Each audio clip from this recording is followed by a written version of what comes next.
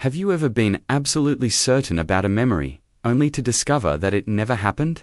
You're not alone. In fact, millions of people around the world have experienced this, and it has a name: the Mandela Effect. It's one of the most baffling and fascinating phenomena of our time, making us question the very nature of memory and even reality itself. The term Mandela Effect was coined by a paranormal researcher named Fiona Broome. She, along with thousands of others, distinctly remembered Nelson Mandela dying in prison back in the 1980s. They could recall seeing news clips, hearing about the riots, and even remembering details from his funeral. But here's the thing: none of that ever happened. Nelson Mandela was actually released from prison in 1990, went on to become the president of South Africa, and lived a long, impactful life until his passing in 2013. So, how could so many people share the exact same false memory? This collective misremembering is the core of the Mandela Effect. It's not just one person getting it wrong. It's large groups of unrelated people sharing a memory of an event that history says is incorrect. The Mandela case is just the tip of the iceberg. Once you start looking, you'll find the Mandela Effect everywhere. Let's talk about some of the most famous examples. How do you spell the name of that beloved family of bears from the children's books? If you said Berenstein, you're in good company. Millions remember it that way. But if you go look at any of the books, you'll see it's always been spelled Berenstein. The Stain Bears, not the Stein Bears. For many, seeing that A feels completely wrong, like history itself has been rewritten. Or how about the Monopoly man, rich Uncle Pennybags? Picture him in your mind. He's got a top hat, a cane, and monocle, right? Go ahead, check. You won't find a monocle. He has never, ever worn one. It seems so out of place for him not to have one, yet the visual evidence is clear. It's the same with the famous candy kit. Is there a hyphen in the name? Many people would swear on it, remembering it as KitKat. But the logo has always been one word: KitKat. These aren't just small details. They're ingrained in our collective cultural memory, yet they're demonstrably false. Pop culture is a huge source of Mandela effects.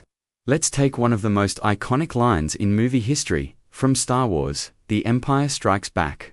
What does Darth Vader say to Luke Skywalker during their climactic duel? Almost everyone will confidently quote, "Luke, I am your father." It's been parodied and referenced for decades. But, if you watch the scene, the actual line is, "No, I am your father." The word Luke is never spoken at the beginning of that sentence. It's a subtle difference, but it's a mind-bending one for fans who have quoted it incorrectly their entire lives. Another classic movie example comes from Disney's Snow White and the Seven Dwarfs. What does the evil queen say to her magic mirror? You're probably thinking, "Mirror, mirror on the wall, who is the fairest of them all?" It's another line that's become a cultural touchstone. But the queen actually says, "Magic mirror on the wall," not "mirror, mirror." It's a small change. But for those who grew up with the film, it can feel like a glitch in their own personal history. Even song lyrics aren't safe.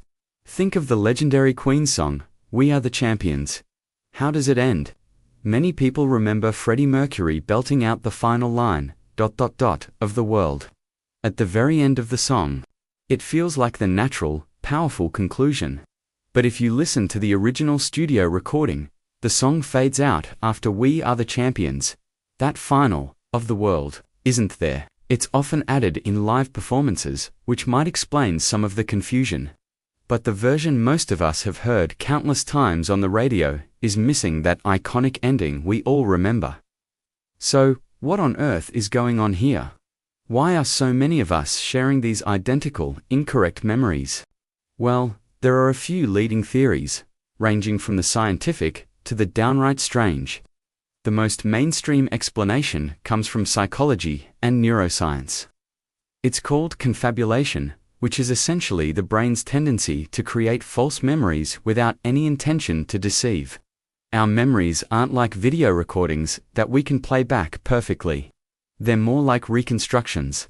Every time we recall something, our brain rebuilds the memory, and in the process, it can fill in gaps with plausible information. mix up details from different sources, or be influenced by suggestion. This is known as false memory syndrome. For example, with Luke, I am your father, we might add the Luke because it provides context. With the Berenstain Bears, the Stein ending is a much more common suffix for names, so our brains might have autocorrected it over time. This process, repeated and reinforced across millions of people through cultural osmosis, could lead to a widespread, shared false memory. Another psychological factor is suggestibility. Once the idea of a Mandela effect is planted, we might be more likely to remember it that way. When someone asks, "Hey, didn't the Monopoly man have a monocle?" our brain might search its archives and create a visual that fits the suggestion. We see it in our mind's eye, and suddenly, we're convinced it was always there. It's the power of suggestion on a massive scale. The internet has likely amplified this effect, allowing these misremembered ideas to spread faster and wider than ever before. An idea that might have been a local quirk can now become a global phenomenon in a matter of hours. But for many people, the psychological explanations just don't feel sufficient. They don't explain the sheer vividness and certainty of these memories. This is where the more speculative, and arguably more exciting, theories come in. One of the most popular alternative theories is the idea of parallel universes or multiple timelines. This theory, rooted in concepts from quantum physics, suggests that there could be an infinite number of alternate realities coexisting with our own. In some of these universes, things might be slightly different. Maybe in one reality, Nelson Mandela really did die in prison. Maybe in another, the book was titled The Berenstain Bears. The Mandela Effect, according to this theory, occurs when we somehow shift or slide between these parallel universes, bringing memories from one reality into another. It sounds like science fiction, but the mathematics behind multiverse theory is a serious topic of debate among physicists. For believers, these collective false memories aren't false at all. They're echoes from another timeline, glitches in the matrix that reveal the true, complex nature of our existence. This theory suggests that our consciousness isn't tied to a single linear timeline. Instead, we might be experiencing a blend of different realities. Perhaps large-scale events, like the activation of the Large Hadron Collider at CERN, are causing these timelines to merge or intersect, leading to these strange inconsistencies in our collective memory. It's a wild idea, but it captures the imagination because it speaks to that deep, unsettling feeling that something isn't quite right. It validates the certainty that so many people feel about their memories, suggesting they aren't just mistaken, but that their memory is of a reality that was once true. Ultimately, whether the Mandela effect is a trick of the mind or a glimpse into a parallel world, it forces us to confront some profound questions. How reliable are our own memories, the very things that shape our identity and our understanding of the world? If our personal and collective histories can be so easily warped, what can we truly be certain of? The Mandela effect is a fascinating rabbit hole that challenges our perception of reality. It's a reminder that the universe, and our own minds, may be far more mysterious and stranger than we can possibly imagine. It shows us that the line between memory and imagination, between fact and fiction, is not as clear as we'd like to believe. What about you? Have you experienced the Mandela effect? Is there a memory you have that the world tells you is wrong? Let me know in the comments below. I'd love to hear your stories.